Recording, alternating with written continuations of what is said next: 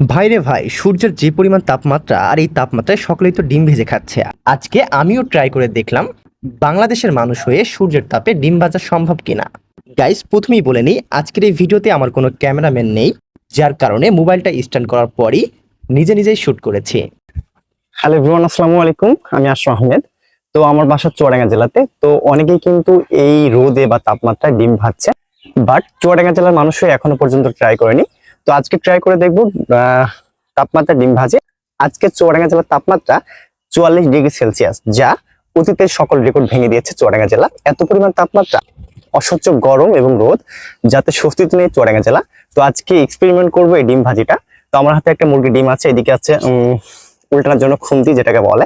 তো আজকে আমি সরাসরি এখান থেকে ডিমটা ভাজবো। গাইস, আমি কিন্তু ট্রাই করবো ছাদের উপরেই। অনেকে কিন্তু কড়াই কিংবা টিনের চালে ভাজছে, বাট ছাদের উপরে কেমন হিট সেটাই দেখাবো আপনাদেরকে। এজন্য